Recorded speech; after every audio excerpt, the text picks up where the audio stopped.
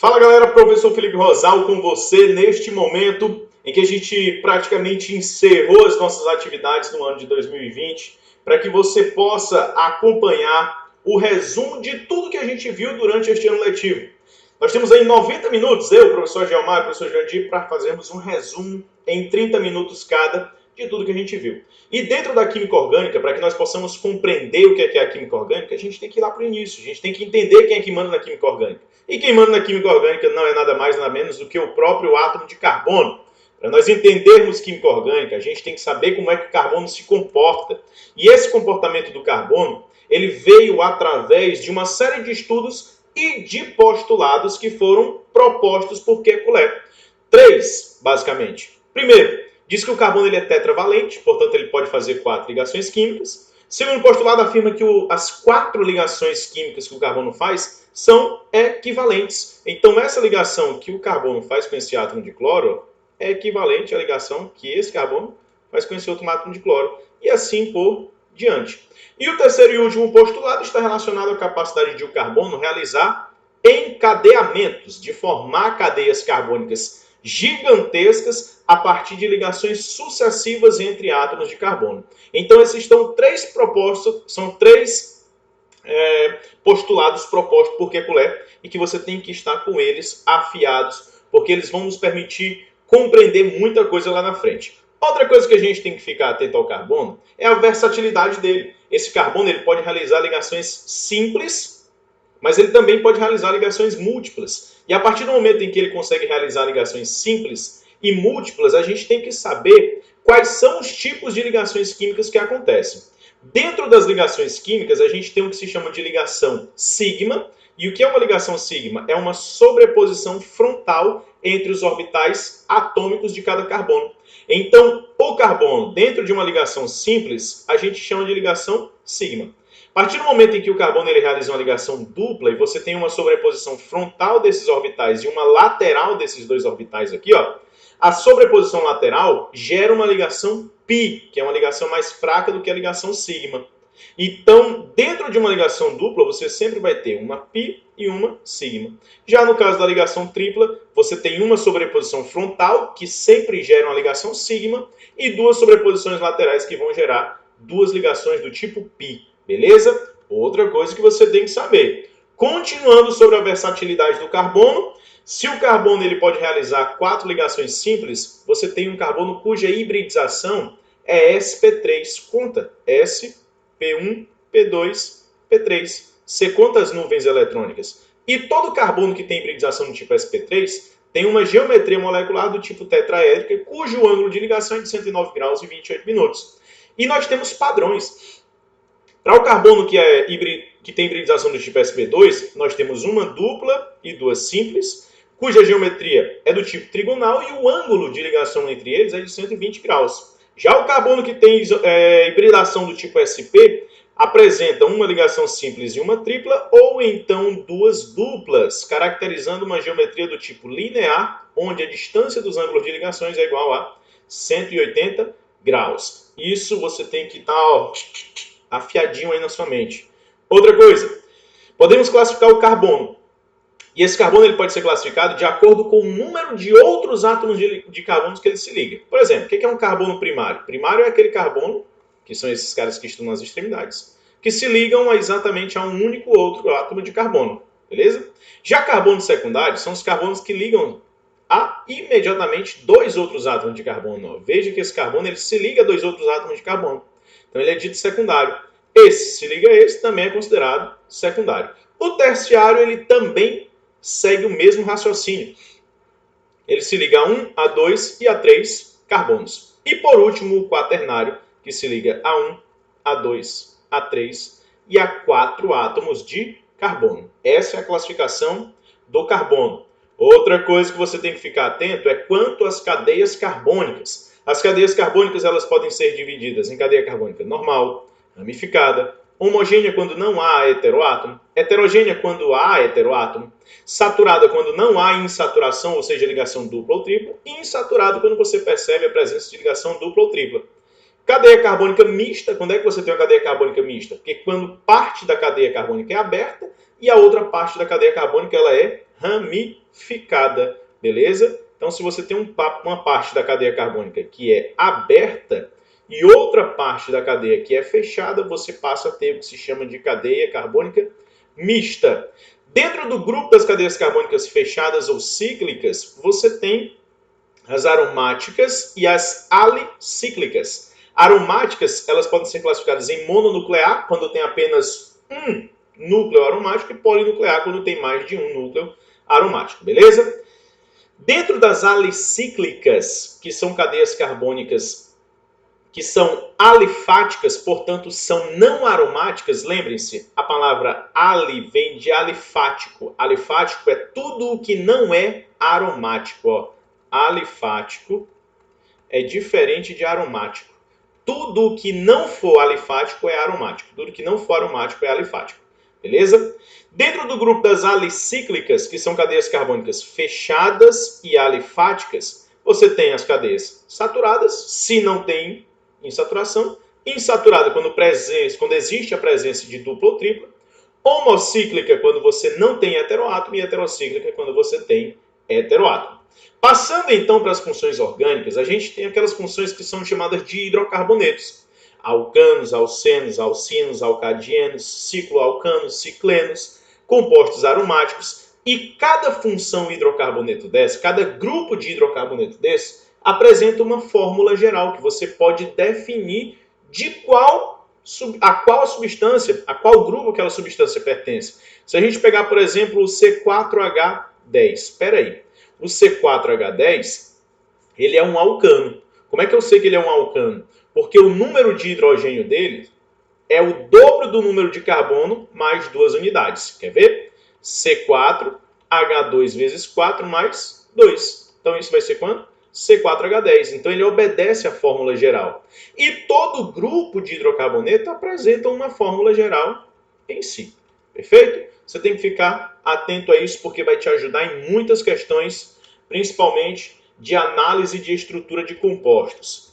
Posteriormente, a gente vai para o que se chama de funções orgânicas. Professor, o que são funções orgânicas? Funções orgânicas são grupos de átomos que identificam algumas substâncias. Por exemplo, função álcool, hidroxila ligada a um carbono saturado. Hidroxila ligada a um carbono que só realiza ligações simples. Aldeído é uma carbonila terminal. Cetona é uma carbonila no meio da molécula.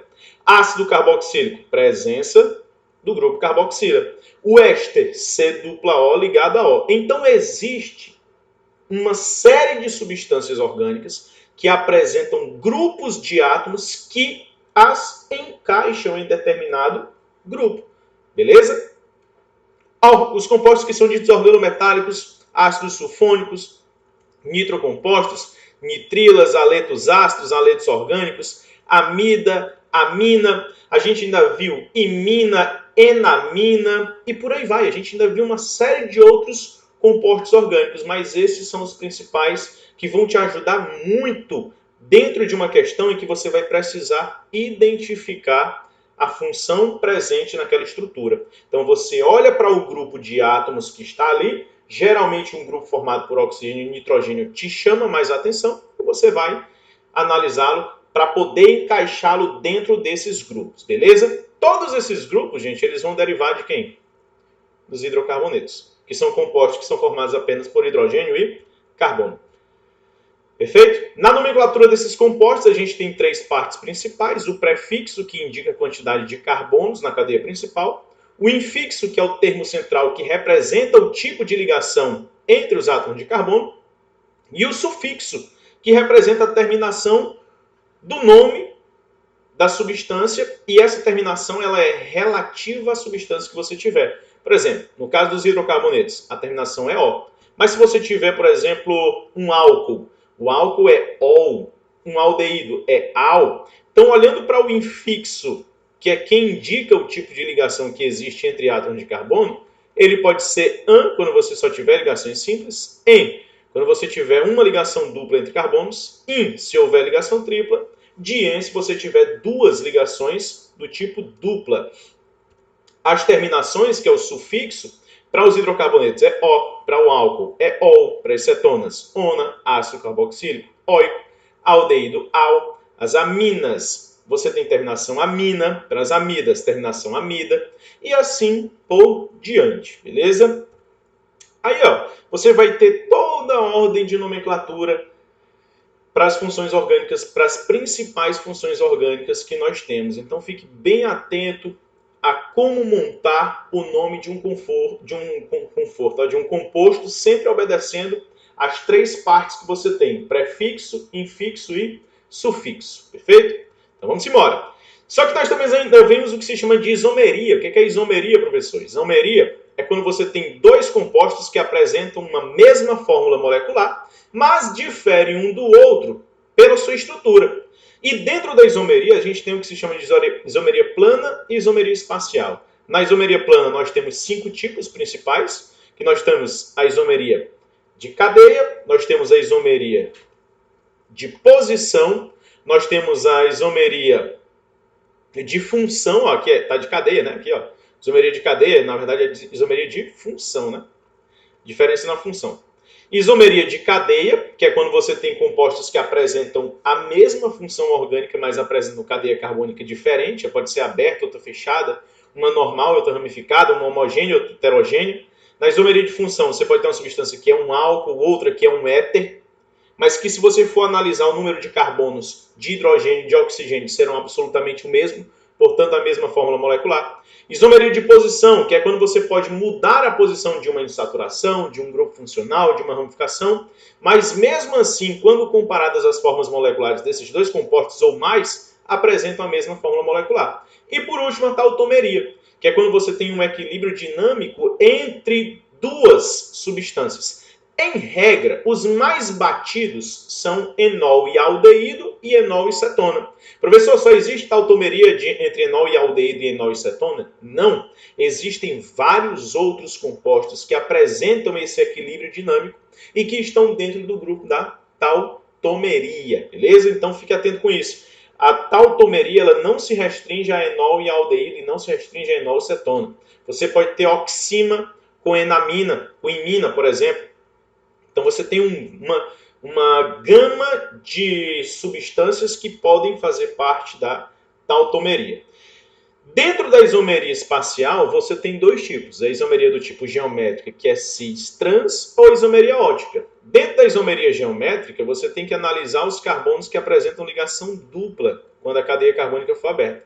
Passou uma linha paralela à ligação dupla, percebeu que os ligantes iguais estão do mesmo lado, isômero cis, se estiverem em lados opostos, isômero trans. Na isomeria espacial, o que vai te chamar mais atenção também é a própria isomeria ótica, que ela é caracterizada principalmente pelo desvio da luz polarizada quando esta luz incide sobre um composto que apresenta carbono quiral, que é o carbono assimétrico, que é o carbono que apresenta 4 grupos de ligantes totalmente diferentes um do outro, beleza? Daí a gente entra agora nos tipos de reações químicas. Vimos reações de adição, reação de substituição, eliminação, oxidação e redução, reações de esterificação. Lembrando que reação de esterificação são reações de formação de éster.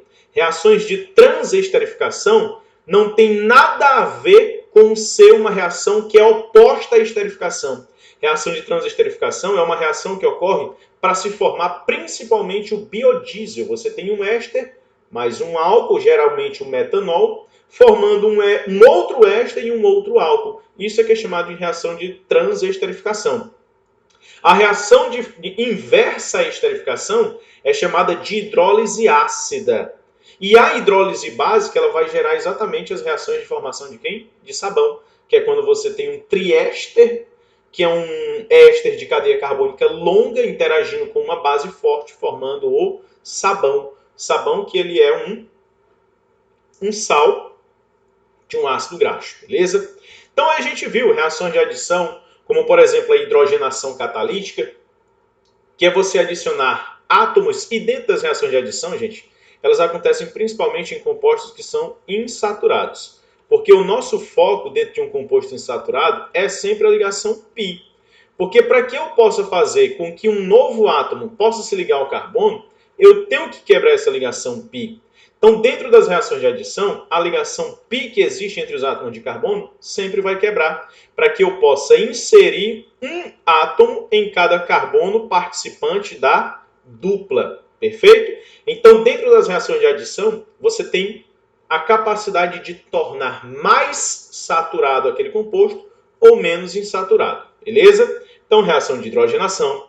Você tem a reação de halogenidreto, que é a reação quando você insere um ácido como o HCl, o HBr, o HI e o HF, tendo a atenção de que ele deve obedecer à regra de Markov-Nikov, que a regra de Markov-Nikov é quando você quebra a ligação π e o hidrogênio ele precisa ser acrescido no carbono mais hidrogenado.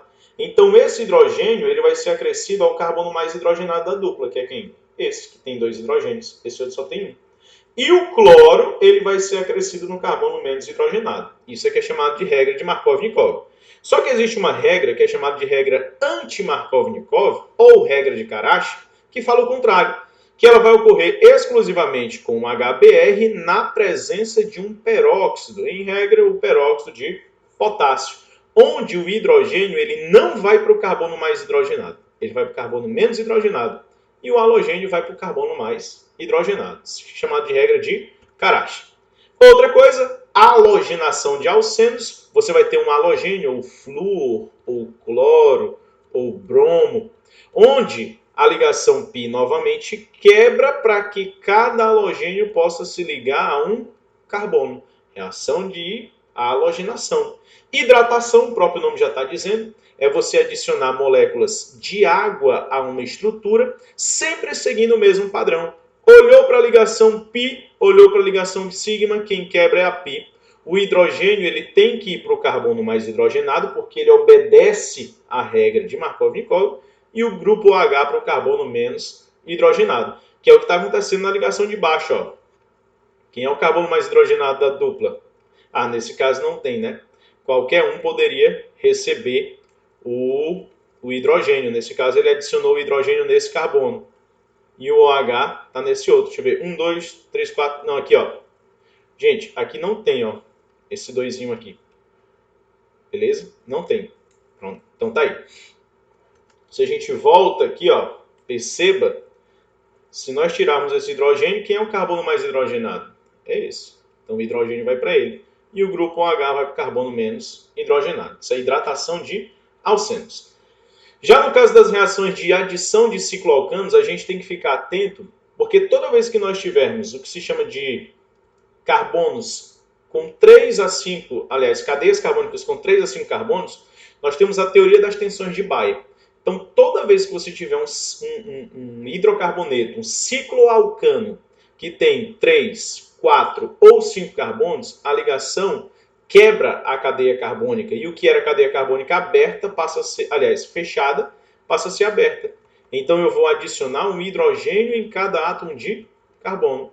Então, adicionei um hidrogênio aqui e um hidrogênio aqui. Do mesmo jeito com essa ligação. Adicionei um hidrogênio nessa extremidade e um hidrogênio nessa extremidade, abrindo a cadeia carbônica. A adição de halogênio segue o mesmo intuito. Você quebra a ligação π, você adiciona um bromo em cada carbono. Beleza? Então não tem bicho de 7 cabeças. Reação de halogênio hidreto. Novamente, você vai adicionar o hidrogênio ao carbono mais hidrogenado, ó. Você tem aqui, ele usa a regra de Markov-Nikov. Quem é o hidrogênio? É o H. Ele vai se ligar ao carbono mais hidrogenado da dupla, que é quem? Esse daqui, ó. Ele vem para cá e o Izinho vem para o outro carbono, que é menos hidrogenado. Já no caso das reações de substituição, você tem que ficar atento, porque você vai tirar um átomo e vai substituí-lo por outro. E existe uma reação de substituição que é chamada de halogenação. Você substitui um hidrogênio por um halogênio. Beleza? Ó, você vai ligar esse hidrogênio a esse Cl para formar o HCl, enquanto este outro Cl ocupa o lugar do hidrogênio. Reação de halogenação. Reação de nitração, quando você coloca o ácido nítrico, que é o HNO3, para reagir. Para você entender melhor, a gente sempre representa dessa maneira. Você tem um grupo OH que interage com o hidrogênio formando água, e o grupo nitro ocupa o lugar que era do hidrogênio. Alquilação, quando você adiciona um grupo alquila, o hidrogênio ele vai interagir com um aleto de alquila, que no caso é o cloro metila, do nosso exemplo, formando o HCl e o CH3 ocupando o lugar que era do hidrogênio. Perfeito? Daí a gente continua com a reação de acilação, adicionando grupos acila à cadeia carbônica, ok? E sempre tendo cuidado com os grupos que são ditos ativadores. O que são grupos ativadores? São grupos que orientam a entrada de um composto, principalmente nos carbonos 2 e 4. E nos grupos que são o quê? Desativadores do anel aromático. São grupos que orientam a entrada de um segundo grupo. Olha só, o NO2 ele já está na cadeia carbônica, mas ele só vai permitir a entrada de um segundo grupo mais intensamente no carbono 3. Então ele é chamado de orientador meta. Todos esses grupos ativadores, eles são chamados de grupos orto. São grupos que entram no carbono 2 e para. São grupos que entram no carbono 4. Perfeito? Então, desativadores permitem a entrada principalmente no carbono 3. Ele pode entrar nos carbonos 2 e 4? Pode, só que o percentual disso é muito pequeno. Então, os grupos desativadores permitem a entrada principalmente no carbono 3. Tivemos reações de eliminação. Todas as reações que nós vimos para adição, olha aí, ó, reação de adição. Você quebra uma ligação π, você adiciona um átomo a um carbono e um átomo a outro carbono. Essa reação ela é chamada de adição porque você está acrescentando átomos e está tornando a cadeia mais saturada. Na reação de eliminação, você está eliminando átomos de uma estrutura e para não deixar o carbono instável, você cria uma ligação dupla entre esses átomos, beleza? Então, a eliminação ela é o oposto de uma reação de adição. Então, todas as reações que nós vimos para adição, hidrogenação catalítica, halogenidrato, halogenação, hidratação, para as reações de eliminação existe o contrário. Desidrogenação, dehalogenação, desidratação.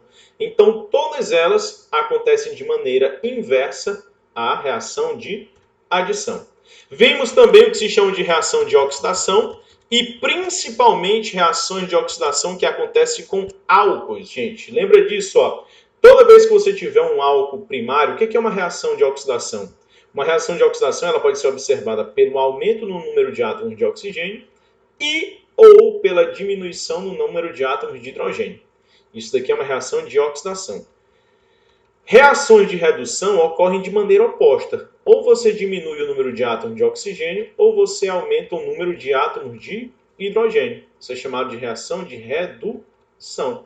Então, toda vez que nós tivermos uma reação, nesse caso, de um álcool primário, esse álcool primário, quando ele sofre oxidação, ele gera um aldeído. Se ele continuar sofrendo oxidação, ele vai gerar um ácido carboxílico. Então, no sentido da esquerda para a direita, nós temos uma oxidação.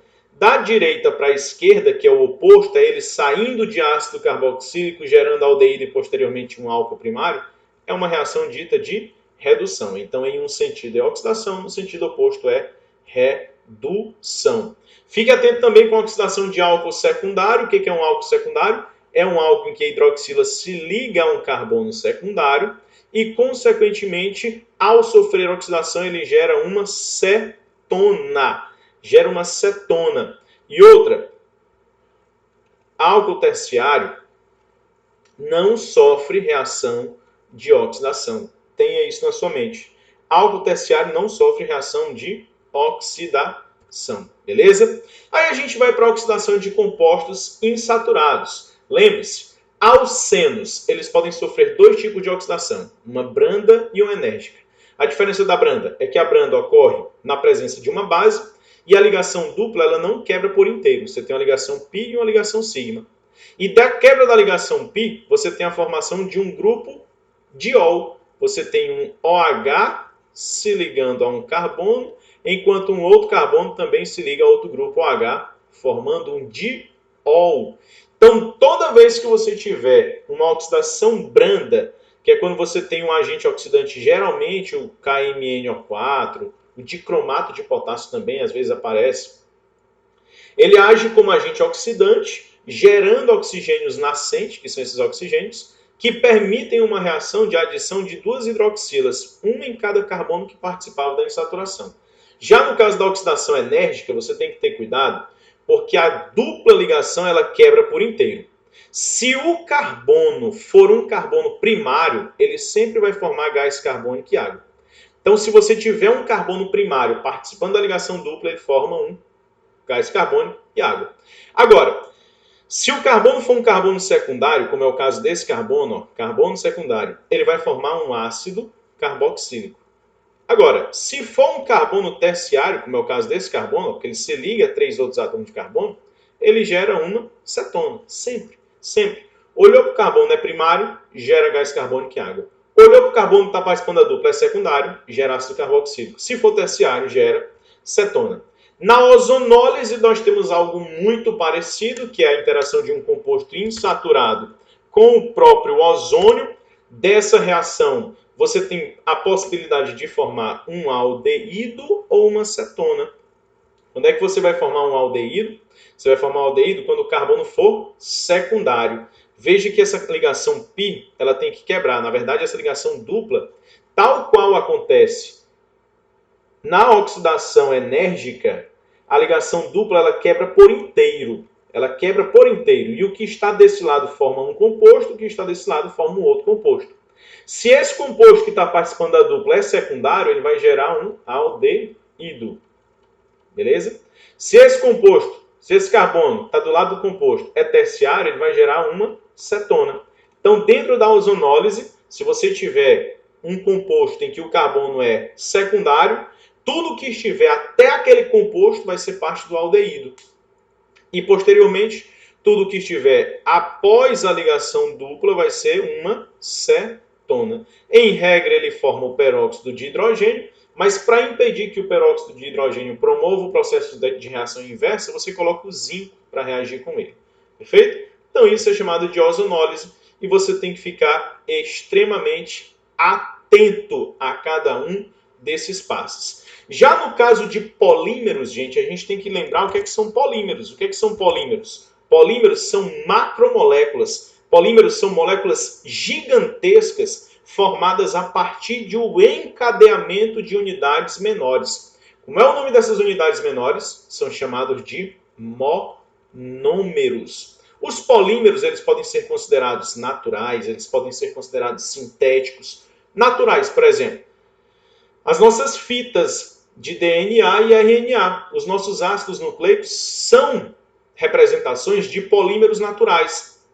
Mas existem polímeros que são produzidos em uma indústria, como por exemplo polietileno, polipropileno, policloreto de vinilo e por aí vai.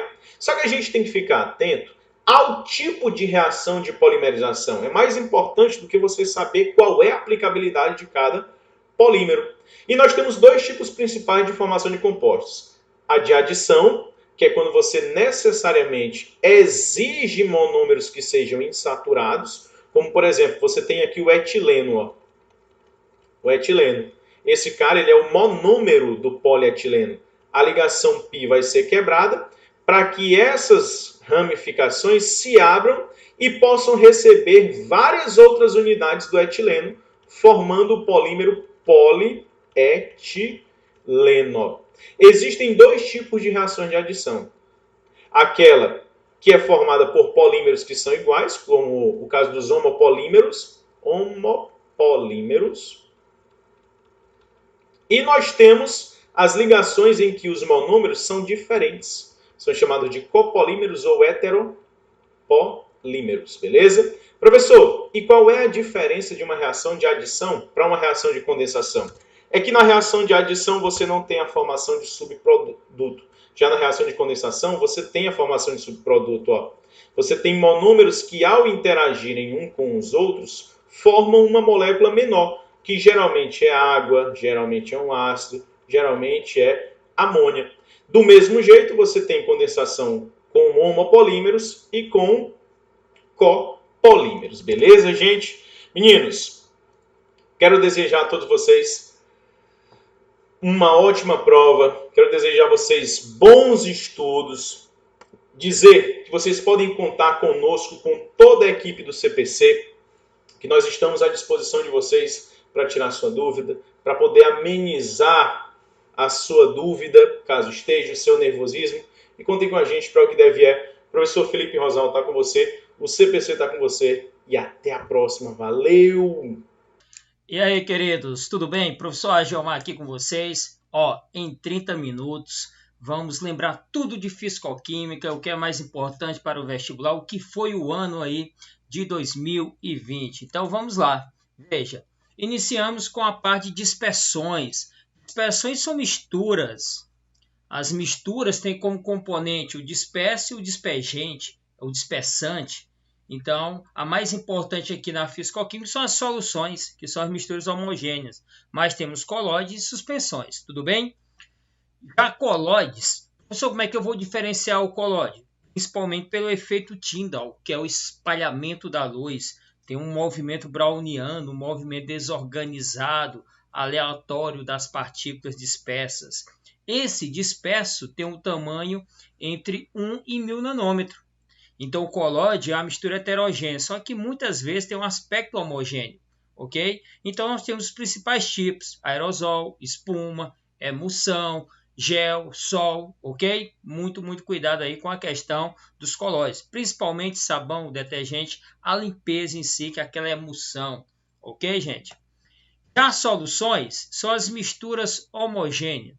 Sal mais água, um pouquinho de sal com água. Sal soluto é o disperso. A água, o solvente, é o dispersante, é o dispergente. Então, muito cuidado. O soluto é o que está disperso, o solvente é o dispersante. Tudo bem? Então, os tipos de soluções é de acordo com o coeficiente de solubilidade. Nossa solução saturada, quando tem um máximo dissolvido, nós temos a solução insaturada, quando você não dissolve o máximo de soluto naquela quantidade de solvente e uma determinada condição de temperatura e pressão, no caso, para gases. Supersaturada, quando você tem mais dissolvido do que o estabelecido, ok? E a saturada com corpo de fundo, aquela que você tem um excesso, tem uma parte não dissolvida. O suco, no nosso dia a dia, a gente vai adoçar, às vezes no fundo do recipiente tem parte do açúcar que não foi dissolvido. Tudo bem? O mais cobrado de soluções em vestibulares, principalmente aí o nosso querido Enem, são as concentrações e diluição. Concentrações, quais são as principais? Mol por litro, vamos lembrar que o número de mols é a massa sobre a massa molar. Gramas por litro, porcentagem, que é o título, pode ser em massa, pode ser em volume. ppm, partes por milhão, por exemplo. ppm é miligrama por quilograma. ppm massa, que é o mais cobrado. Queridos, essas concentrações, nunca esqueça, soluto dividido pela solução. Mol por litro, mol do soluto, número de mols do soluto, litro, volume da solução. Gramas por litro, porcentagem massa, por exemplo, 9%, 9 gramas do soluto para cada 100 gramas da solução. Tudo bem? Já a parte de diluição, o que nós temos em diluição? Nós temos aqui a adição de solvente. O mais cobrado é a água, mas, por exemplo, eu posso dissolver um ácido em álcool. O álcool pode ser, aí, no caso do etanol, o solvente. Então, a adição de solvente é diluir. O que significa? O volume aumenta, a concentração diminui. Só que esse aumento, essa diminuição, ocorre sempre na mesma proporção. Então, se o volume final é 10 vezes maior que o volume inicial, então a concentração final é 10 vezes menor. Só que cuidado, a quantidade do soluto na diluição permanece constante, ou seja, a massa, o número de mols permanece constante. Por isso, podemos fazer a seguinte relação: concentração da solução vezes o volume antes da adição da água é igual a concentração vezes o volume após a adição da água. Falou em diluir, foi preparada uma solução a partir de outra. Então, concentração vezes volume antes igual a concentração vezes volume depois. Ok? E finalizando essa parte de soluções, titular, neutralizar. A titulação mais famosa é ácido e base. Para você não ter que montar equação, nem balancear, nem nada, o número de mols do ácido é igual ao número de mols da base, onde X para o ácido é o número de H+, Y para a base é o número de OH-. O número de mols pode ser concentração em mol por litro vezes volume, e o número de mols também pode ser massa sobre massa molar. Então, se você tem a massa, acha o número de mols. Se tem o número de mols de um, encontra o do outro. pode encontrar a concentração em mol por litro, pode encontrar o volume, ok? Ah, professor, e se a neutralização for entre outras substâncias? Vai vir a equação montada e balanceada. Você pode fazer por regra de 3. Por exemplo, 2A está para um B, 2 mols de A está para um mol de B. Então, se eu tenho o número de mols de A, eu encontro de B. Com o número de mols, eu encontro massa, eu encontro volume. Tudo bem? Então, vamos para propriedades coligativas. Queridos, propriedades coligativas são alterações nas propriedades físicas de um solvente geradas, ou seja, provocadas pela adição de um soluto não volátil. Então, ó, se eu tenho só água pura, eu tenho uma alta evaporação, que é a nossa pressão máxima de vapor, a pressão do vapor em equilíbrio com o líquido. Quando você adiciona um soluto, por exemplo, o açúcar, o sal, o que vai acontecer? As partículas vão ficar dispersas. Então, com isso, impede parte da evaporação. Então, a pressão de vapor diminui. Então, a pressão de vapor da solução é menor que a pressão de vapor do solvente. Com isso, há um aumento da temperatura de ebulição e uma diminuição da temperatura de congelamento, nossa temperatura de fusão. Então, se eu comparar água pura com a água do mar tem a maior temperatura de ebulição. Se a água pura ferve a 100, ao nível do mar, então a solução vai ferver acima de 100. Se a água congela a 0, a solução congela abaixo de 0. Tudo bem? Então, em relação à parte gráfica, muito cuidado. Sempre o gráfico é pressão versus temperatura. Então, observe nesse quadrante A, B, C. Pode ser 3 solventes puros, pode ser 3 soluções. Sempre da esquerda para a direita aumenta a temperatura de ebulição. A temperatura de ebulição de C é maior que B, que é maior que A.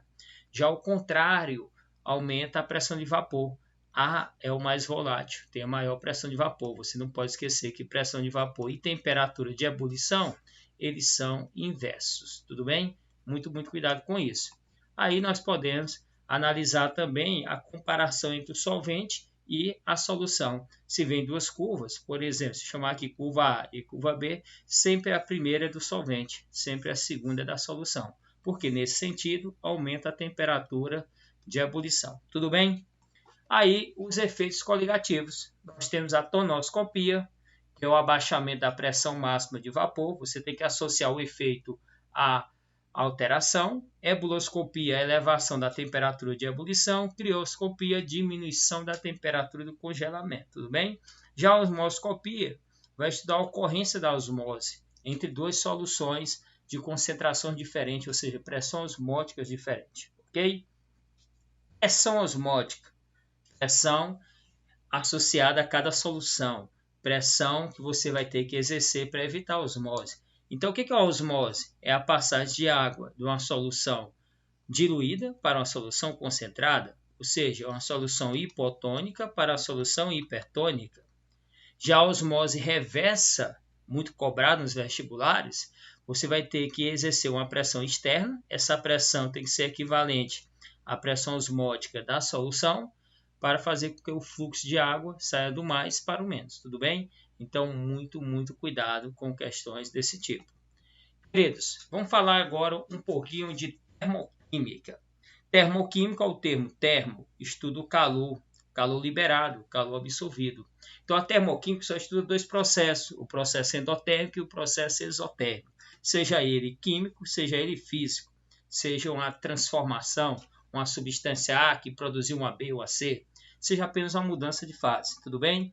Então, a variação de entalpia, que é o conteúdo global de calor, ela é igual à quantidade de calor, porque nós analisamos aqui uma pressão constante. Então, aquela quantidade de calor liberada, absorvida, nós vamos chamar de entalpia, tudo bem?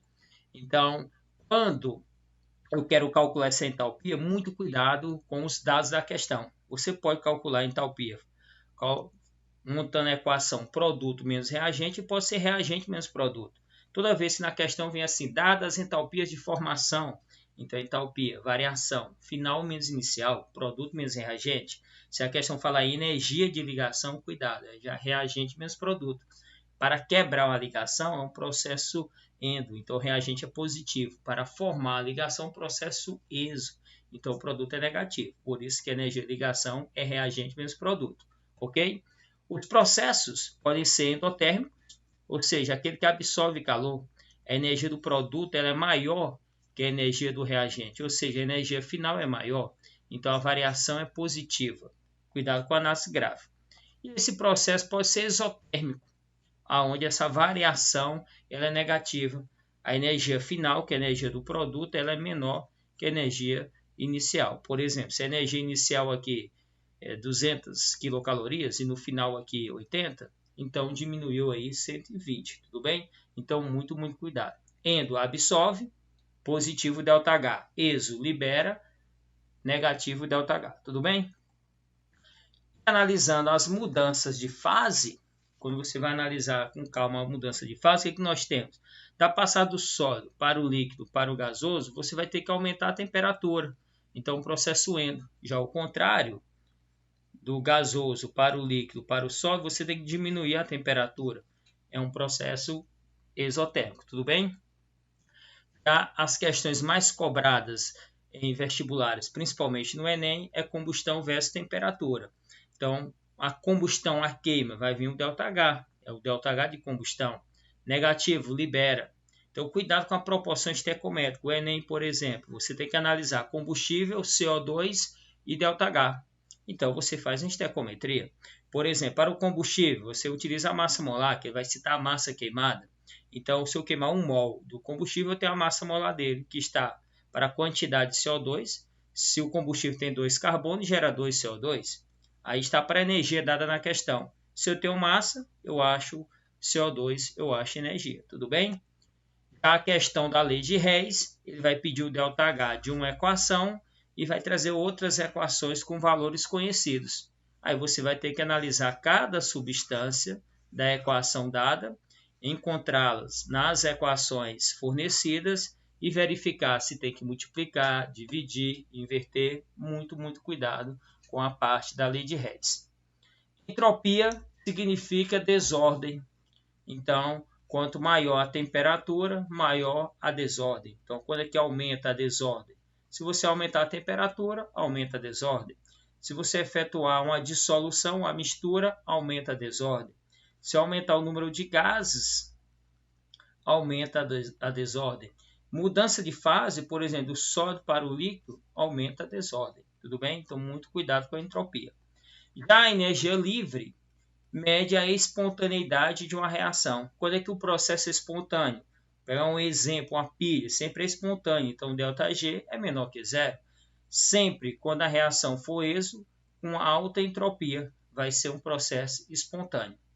Já se for o contrário, ΔH positivo e entropia negativa, será não espontâneo. Beleza? E o equilíbrio é quando o ΔG é igual a zero. Cinética química. A termoquímica estuda o calor envolvido nos processos. Já a cinética química estuda a velocidade e os fatores que vão influenciar nessa velocidade. Durante a reação, os reagentes são consumidos. Se eu for analisar a parte gráfica, vai diminuindo com o passar do tempo a concentração dos reagentes. Já os produtos são formados. Então, no início, eu não tenho um produto, com o passar do tempo, ele é formado. Tudo bem? Então, quando você for calcular a velocidade de consumo de um reagente, você pega a quantidade consumida. Normalmente, ele vai pedir mol ou mol por litro. Ok? Se vier massa, calcula 1 de mols.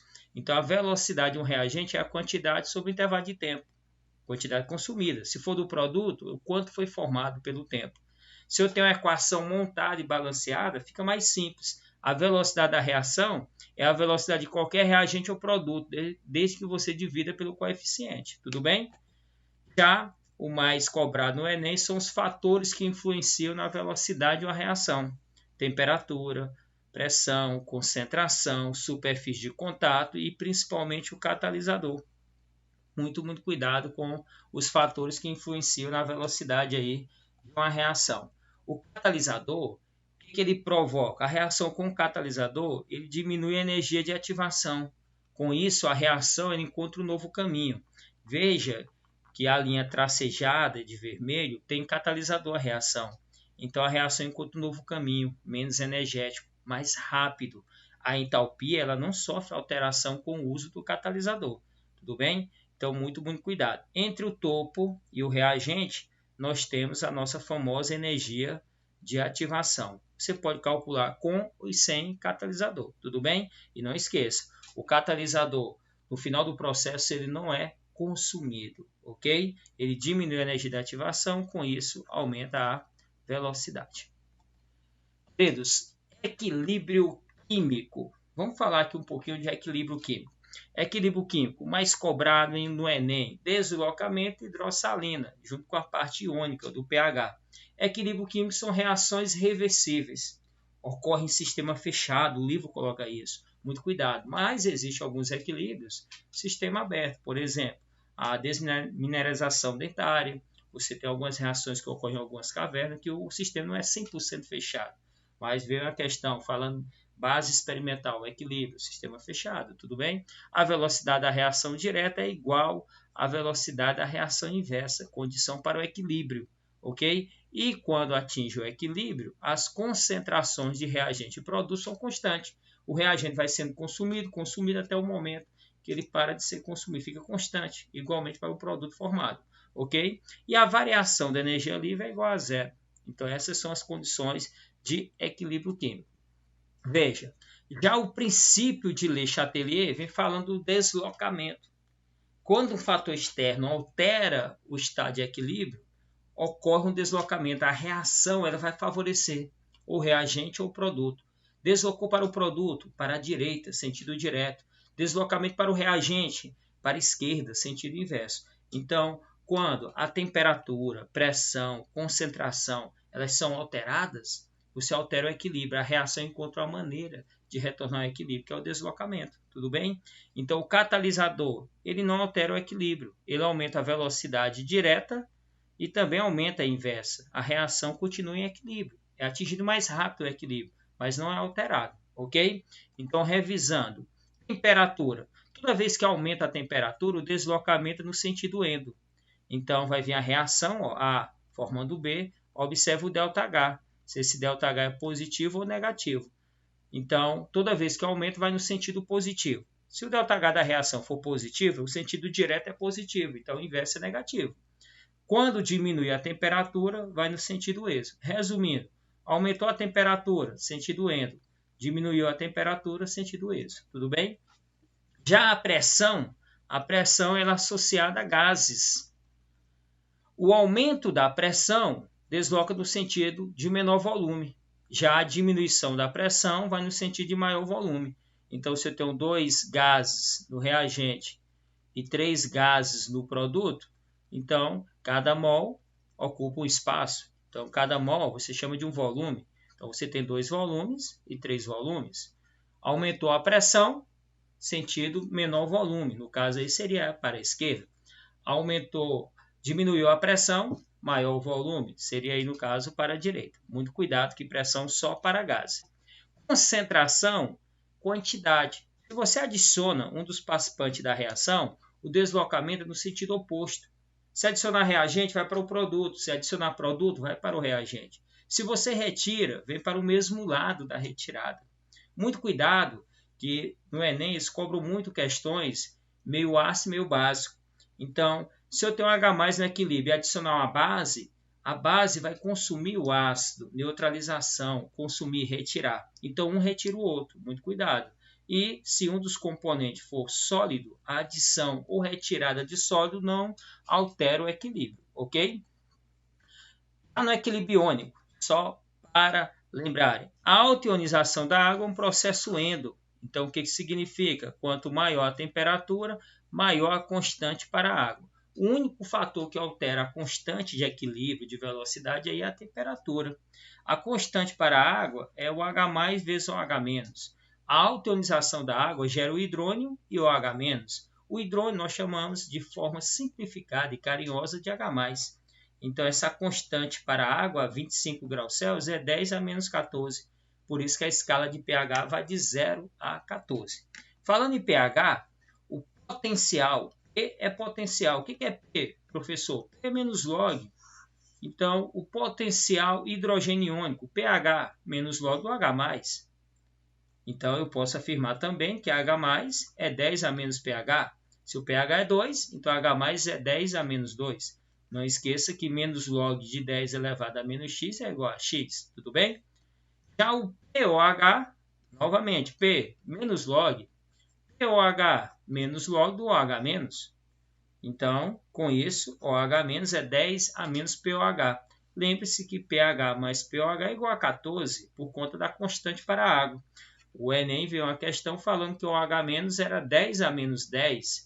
Se o OH menos é 10 a menos 10, POH é 10. Com isso, pH 4, que a soma tem que dar 14. 7 é neutro, abaixo de 7 é ácido, acima de 7 é básico, tudo bem? Já o equilíbrio de ácido, nós temos a constante do ácido. Então, você pega o HCl, H mais Cl menos, a constante é produto sobre reagente. Então, quanto maior a concentração de H+, quanto maior a acidez, maior a constante. Quanto maior a constante, maior a acidez, menor vai ser o pH. Muito cuidado com isso. Já a constante de base, você pega as bases que sofrem ionização, NH4OH, você vai analisar as aminas. Então, você tem a constante de ionização de bases. Então, relacionado ao H-, quanto maior a concentração de OH-, maior a basicidade, maior a constante. Então, cuidado que as questões vêm uma tabela com as constantes. Quanto maior a constante do ácido, maior a acidez. Quanto maior a constante da base, maior a basicidade. A maioria das questões é comparativo, tudo bem? Queridos, hidrossalina, segundo conteúdo mais importante de equilíbrio junto com aí deslocamento. A hidrossalina, você vai adicionar um sal em água e vai analisar se esse sal vai gerar o meio ácido ou meio básico. Vamos lembrar que a água tem H+ e OH-. Então, o H+ da água com o íon negativo do sal, então você vai descobrir o ácido que vai originar esse sal. Então, através do ácido e da base que foram utilizadas para obter o sal, você vai descobrir se o meio é ácido ou básico. Então, é uma coisa bem simples. O sal é formado a partir da união do ácido mais a base. Então, se o sal vem de um ácido e uma base, os dois fortes, então o sal gera o meio neutro em água. Agora, se um é forte e outro é fraco, então quem determina aí é quem é forte. Se os dois são fracos, aí depende da constante de cada um.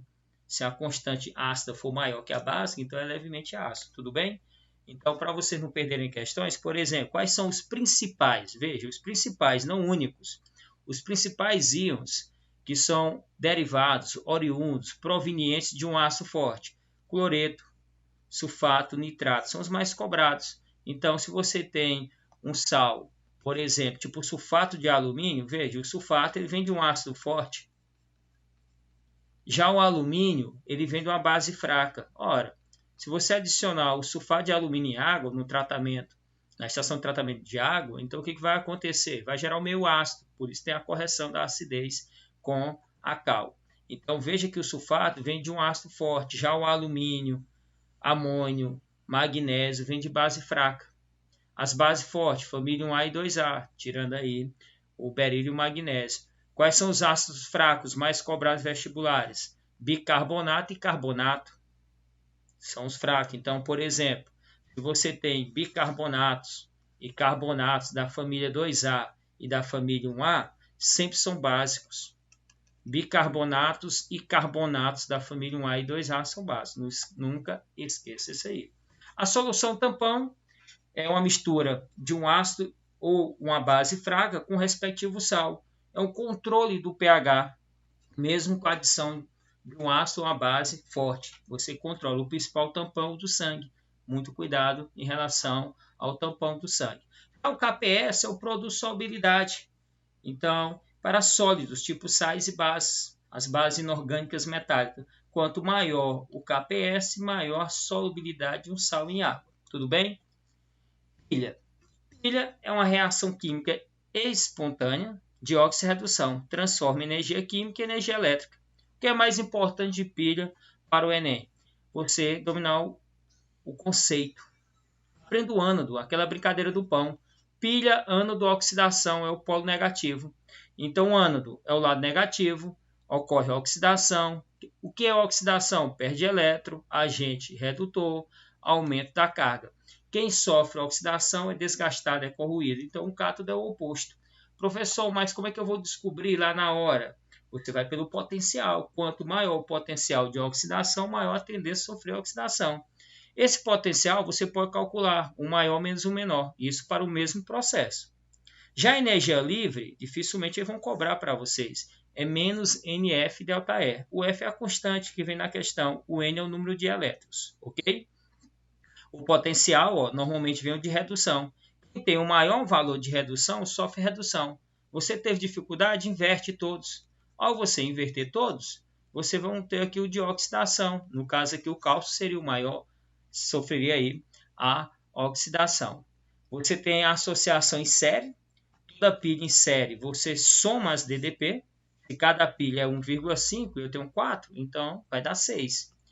Você tem um metal de sacrifício, aquele metal que protege o outro da oxidação. Aí você tem que excetuar aí, tire família 1A e 2A. Então, observe que tem o maior valor de oxidação, então pode proteger. Por exemplo, o ferro, que está no caso do navio, pode ser protegido pelo zinco. Então, eles colocam aqui pinos de zinco para proteger. Tudo depende do potencial de oxidação.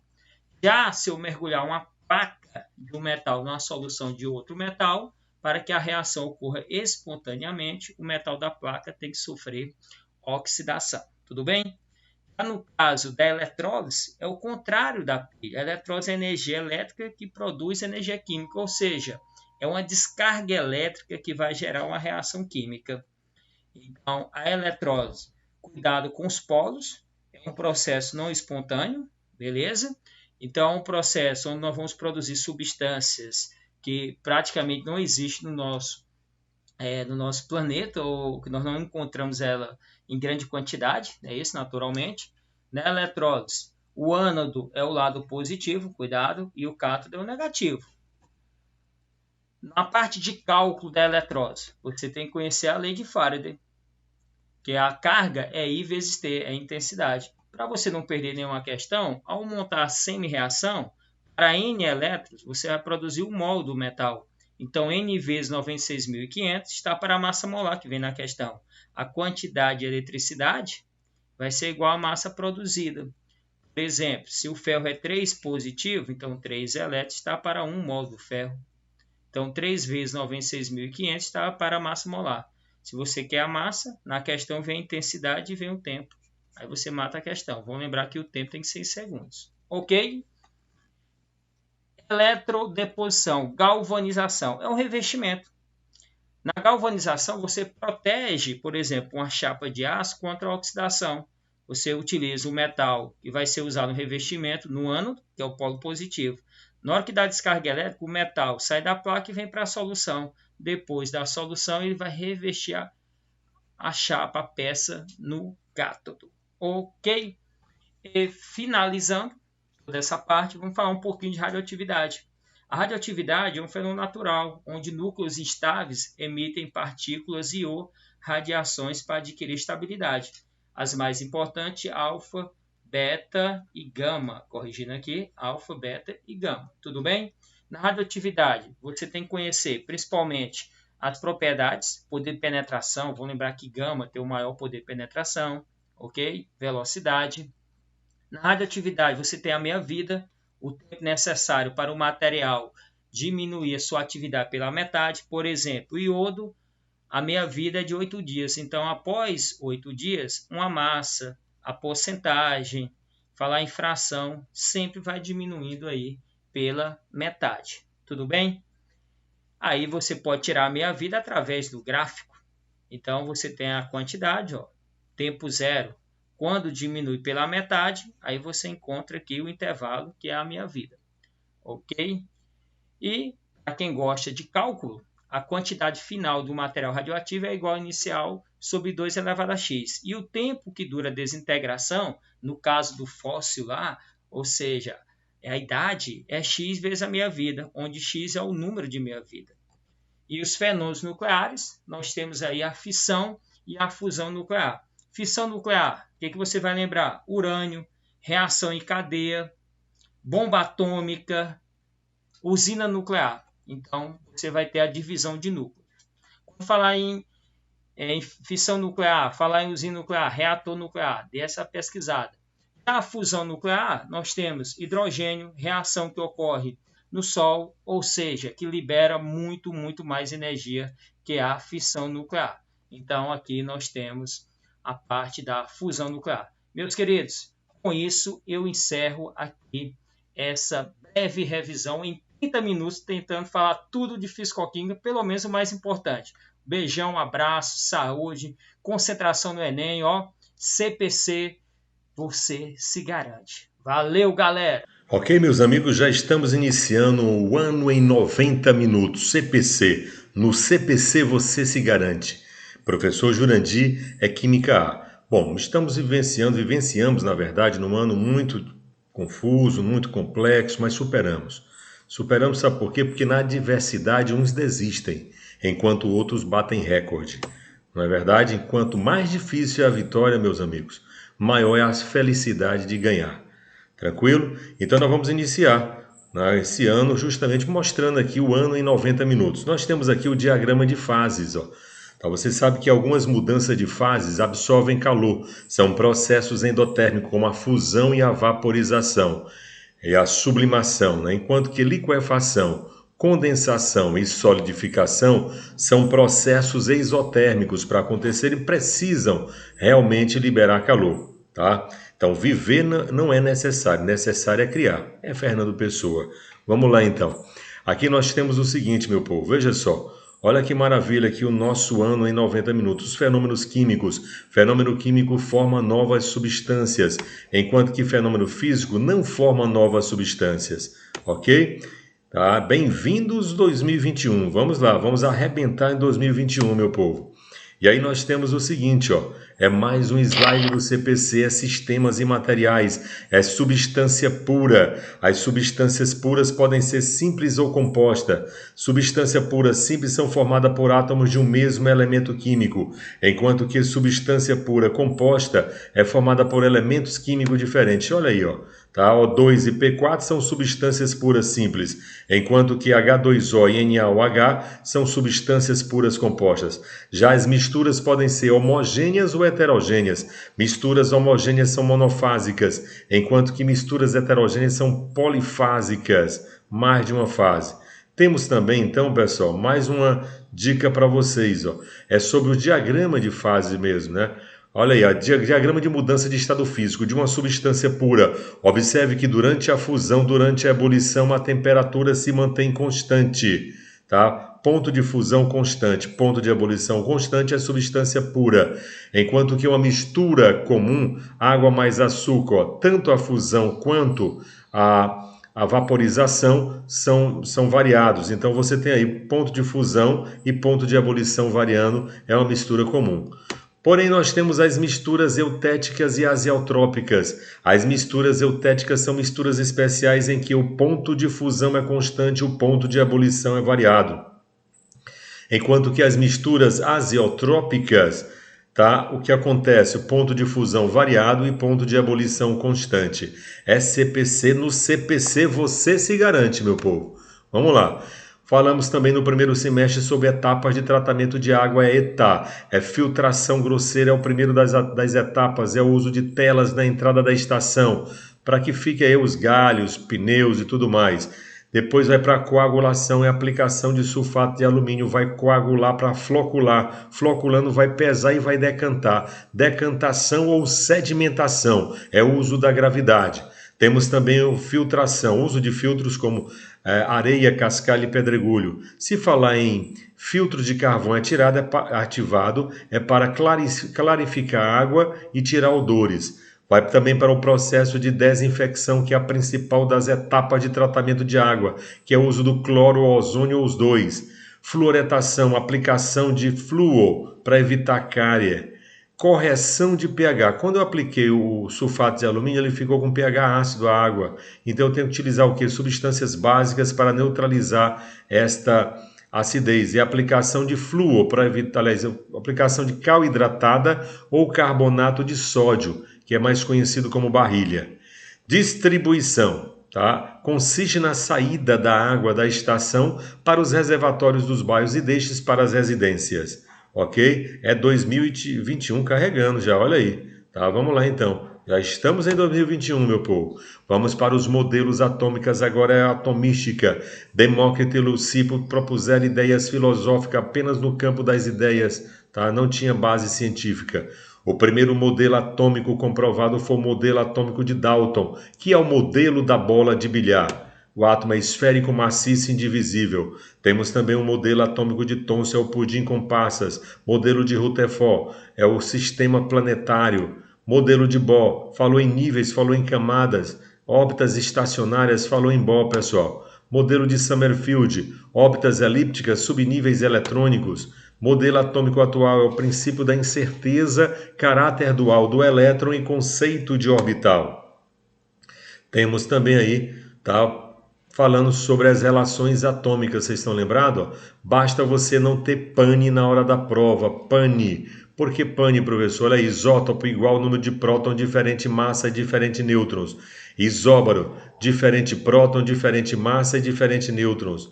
Isótono igual número de nêutrons, diferente massa e diferente prótons. Isoeletrônico igual número de elétrons. Então, juntando essas 4 letras aqui, vai formar pane. Então, para você não ter pane, é dica CPC. Pane, isótopo igual número de próton, isóbaro igual número de massa, isótono igual número de nêutrons, isoeletrônico igual número de elétrons. Beleza? Lembrando também das espécies hidrogenoides. Hidrogenoides são espécies químicas isoeletrônicas do átomo de hidrogênio. Como, por exemplo, o hélio+, o lítio 2+, e o berílio 3+, apresentam só um elétron, então é isoeletrônico de hidrogênio, por isso são chamados de hidrogenoides. Passamos também para o número quântico principal, indica o nível camada em que o elétron vai se encontrar. Número quântico secundário azimutal vai indicar o subnível. O magnético indica o orbital e o spin indica a rotação do elétron em torno do seu próprio eixo. Passamos também pela distribuição eletrônica de Linus Pauling, que coloca os elétrons em ordem crescente de energia nos orbitais, certo? Então vai desde do subnível menos energético até o subnível mais energético, um S1 até o 8S2, por exemplo. Temos também umas 2 dicas para vocês aqui sobre distribuição eletrônica e magnetização. Ferro magnético sofre e retém a magnetização, possui elétron desemparelhado. Paramagnético sofre e não retém a magnetização. Os elétrons estão desemparelhados. Diamagnéticos não sofrem magnetização. Todos os elétrons estão emparelhados.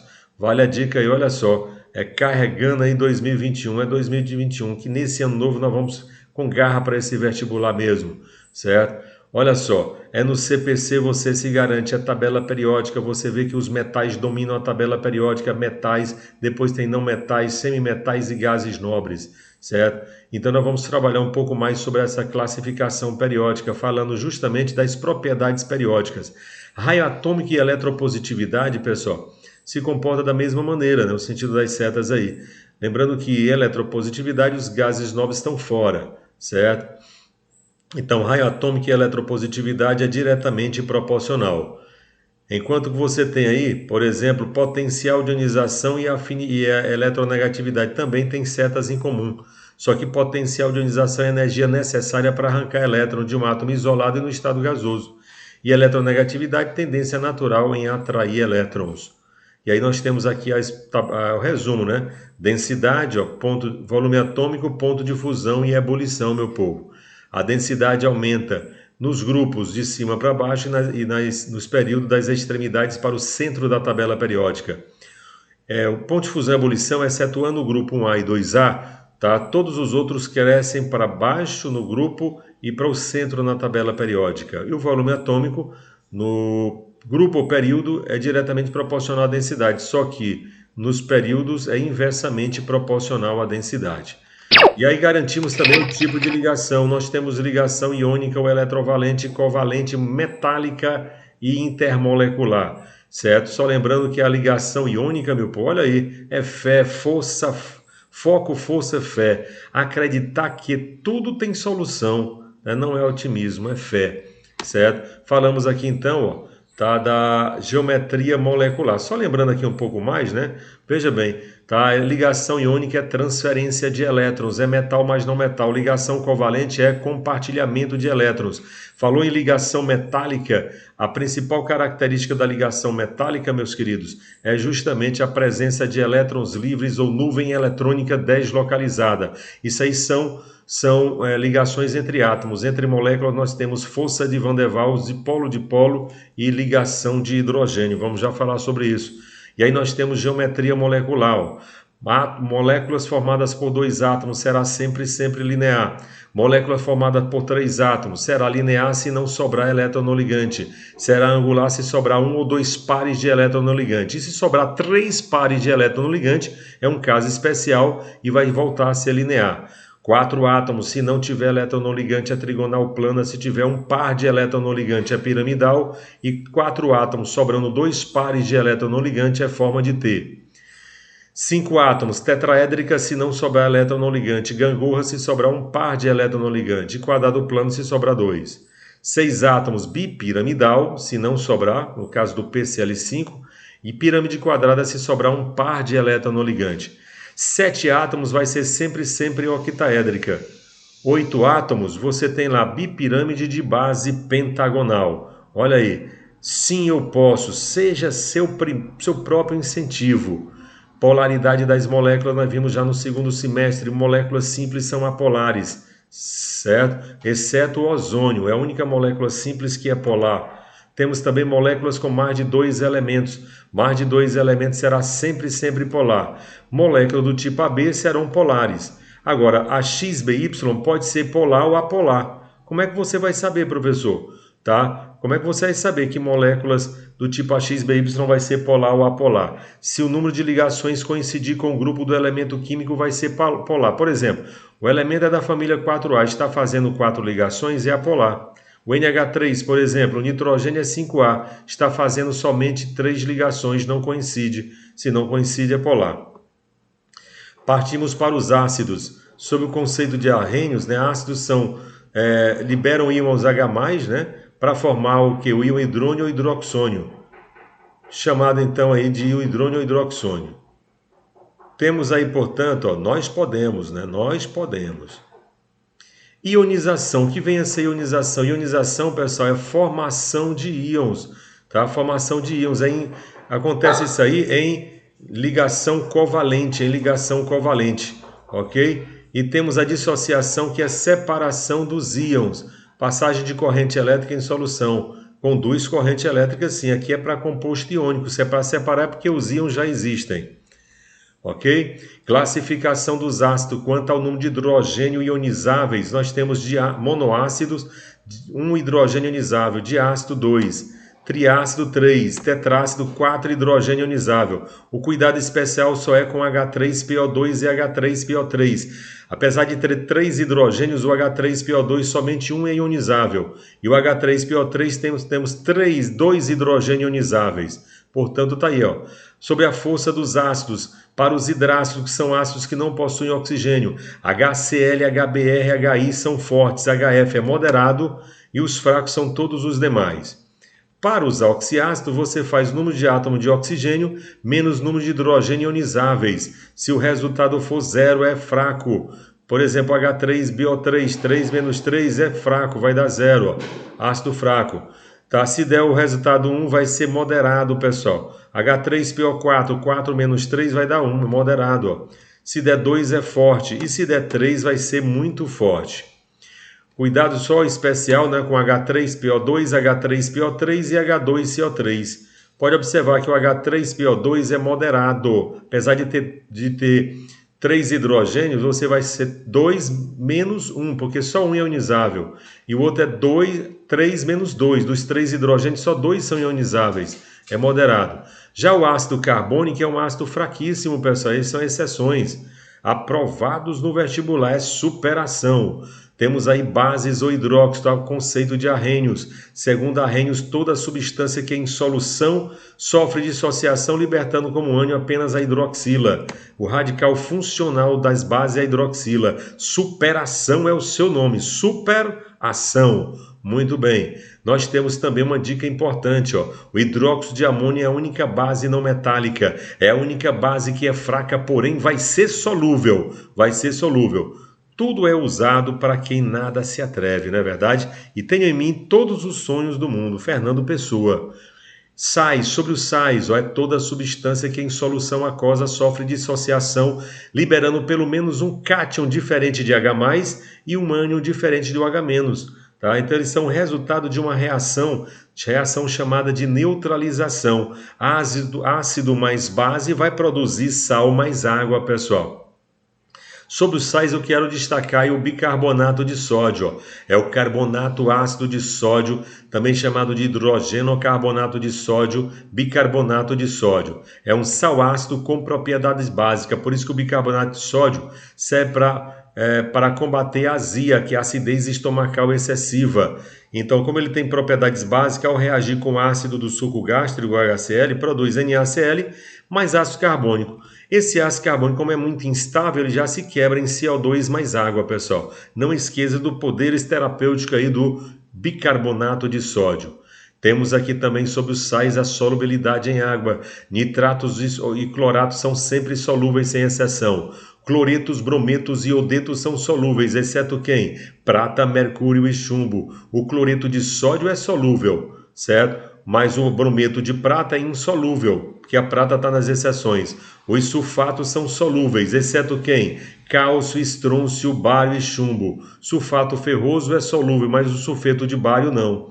Já os sulfetos são insolúveis, exceto lítio, sódio, potássio, rubídio, césio, amônio, cálcio, estrôncio e bário. Por exemplo, sulfeto de zinco é insolúvel.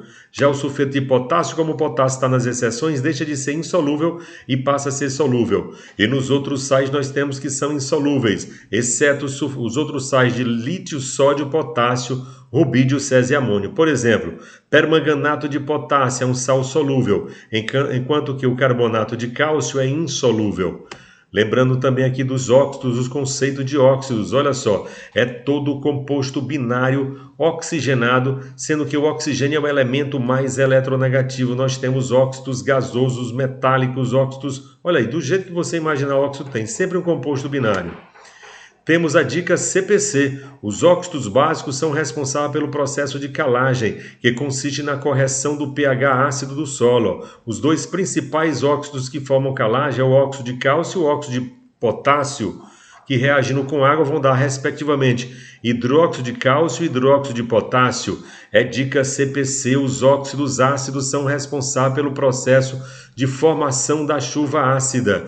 Olha aí, SO3 mais água vai dar o quê? H2SO4 é 90 minutos, é o ano em 90 minutos. E o NO2 mais água vai dar HNO3, é chuva ácida.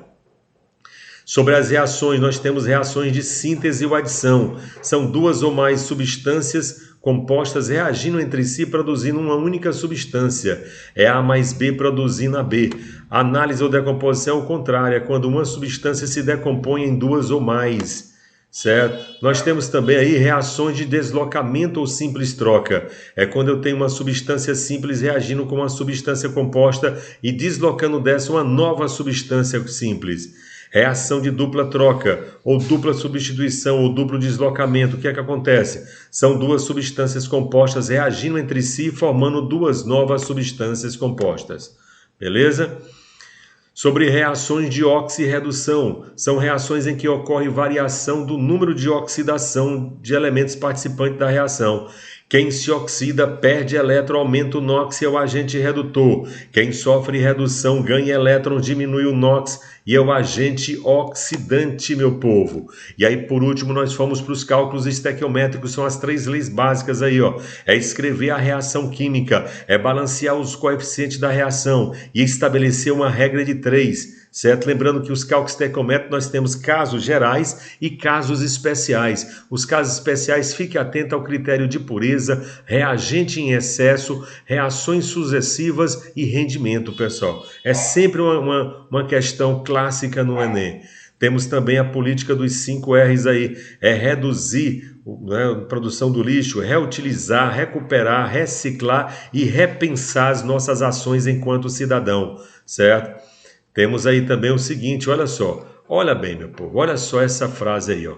O talento vence jogos, mas só o trabalho em equipe ganha campeonatos, né? Michael Jordan, né?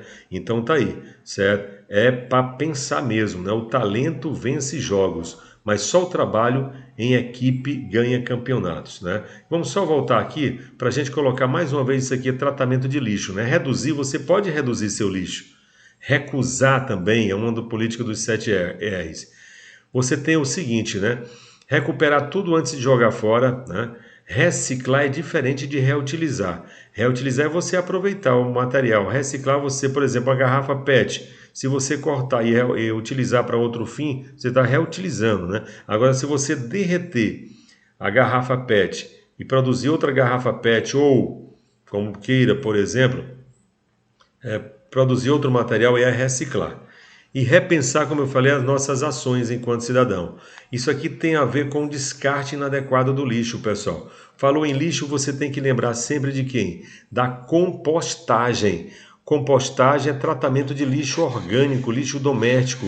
Para quê, professor? Para a produção de adubo orgânico. E é um adubo orgânico de excelente qualidade, pessoal. Excelente qualidade. Poderia ser aproveitado nas plantas das praças das cidades e tudo mais, né? Temos também, por exemplo, o tratamento de lixo. Professor, para lixo hospitalar. Lixo hospitalar é material infecto-contagioso, risco biológico. Então, o ideal é incinerar, é queimar, mas não queimar espontaneamente, certo? Nós vamos queimar em incineradores especiais, tá? Com filtros para eliminar as dioxinas, os furanos, que são precursores de câncer, né?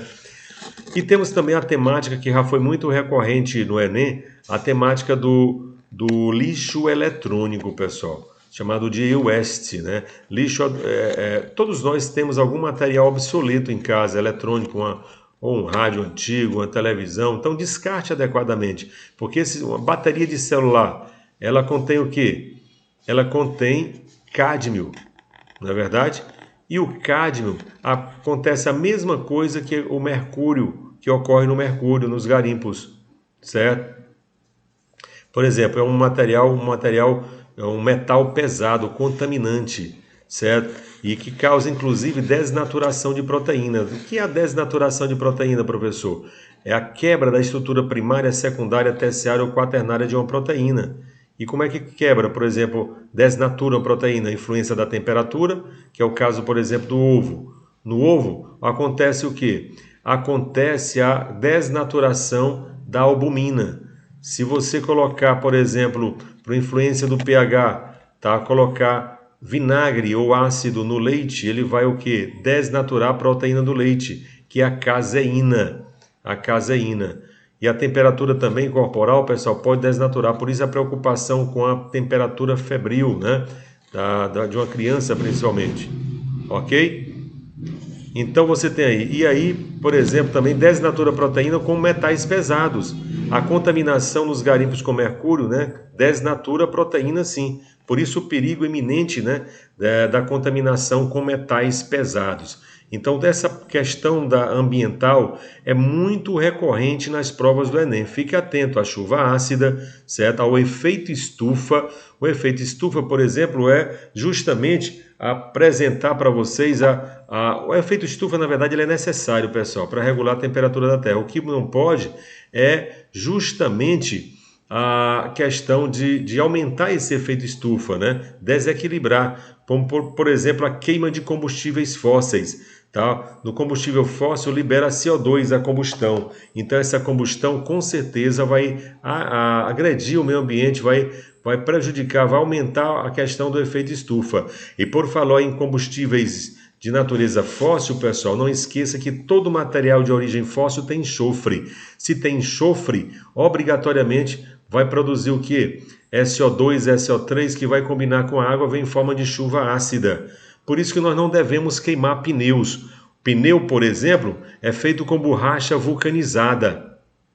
Borracha vulcanizada. E a vulcanização da borracha consiste na adição de enxofre, certo? Então, quando você queima, o pneu é um entulho terrível. Quando você queima, além de muito material tóxico, vai também, com certeza, certo? Enxofre nessa queima. Então, é um dos segmentos terríveis para o meio ambiente. Tudo bem, pessoal? Então, trabalhar o lixo, né? Tratar o lixo, tratar a água nas estações de tratamento de água, tratar o esgoto, chamada ET, estação de tratamento de esgoto, é garantir a qualidade de vida das pessoas, pessoal. Tá? E nós não podemos dispor disso aí, tá? Então, a questão do marco regulatório aí da questão do lixo, né, tratamento dos aterros sanitários. Hoje, por exemplo, é muito fácil você só jogar o lixo no lixão a céu aberto.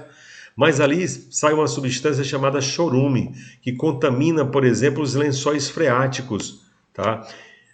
Então não pode, né? Tem que ser um aterro controlado, ou seja, impermeabilizado para recolher esse chorume. E infelizmente nem todas as cidades têm esse material, não é verdade? Tá? Isso aí é a política dos 4 R's. Então, eu quero chamar a atenção mais uma vez para os cálculos estequiométricos, pessoal. Em nenhum momento faltou cálculo estequiométrico no vestibular. No Enem. Em todas as edições do Enem, cálculo estequiométrico está presente. Vai terminar sempre numa regra de 3, mas precisa você o quê? Interpretar a questão. A interpretação da questão é tudo em cálculo estequiométrico. Aí você vai escrever a reação, tá? A maioria das vezes está vindo a reação. Cuidado, a única reação que eles não costumam colocar é a combustão. Só para lembrar que combustão completa libera CO2 mais água, meus amigos. E a combustão incompleta vai liberar o quê? Monóxido de carbono e água. Aí você tem que balancear a equação. Por quê? Porque os coeficientes estequiométricos eles vão influenciar no cálculo, pessoal.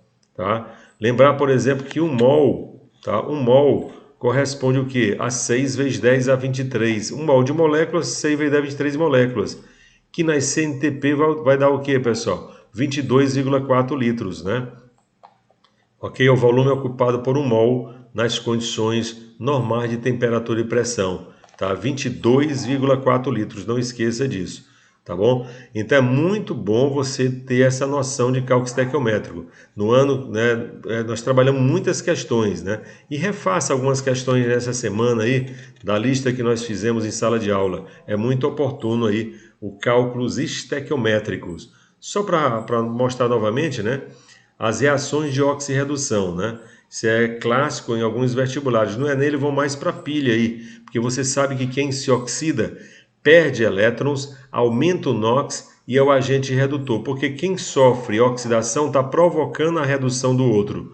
E quem sofre redução provoca a oxidação do outro. Por isso, quem sofre redução é o agente oxidante. Quem sofre oxidação vai provocar a redução do outro, aí é o agente redutor. E toda reação de oxidação, pessoal, vai haver variação do NOx. Vou te dar outra dica também. Toda reação de simples troca é simultaneamente uma reação de oxirredução. Simples troca é quando eu tenho uma substância simples reagindo com uma substância composta e deslocando desta uma nova substância simples. Então, toda reação de simples troca é de oxirredução. Perfeito? Bom, para encerrar aqui, nós terminamos aqui justamente com essa frase, né, do Michael Jordan. Olha só. O talento vence jogos, mas só o trabalho em equipe ganha campeonatos. Como nós do CPC somos uma equipe, eu quero mais uma vez enaltecer o trabalho dos professores num ano tão difícil quanto esse, nós nos sobressaímos. Agradecer aos 2 times do CPC. Ó. A equipe do CPC, nós temos, por exemplo, o técnico Neto Ceará. Você tem o Clemilson no gol, Wagner José, Felipe Rosal, Marcelo Lima e Danilo na defesa. Wagner Filho, Franklin, Rinaldo, Alexandre e Edmundo no meio de campo. E no ataque nós temos quem? Giancarlo, Flávio e Júlio César, o Imperador. Vamos lá. E a outra equipe, nós temos a segunda equipe com a técnica Ana Cláudia, né, professora de redação. Você tem Abraão, Vitor Veras, Webston, Pierotti, Tibério.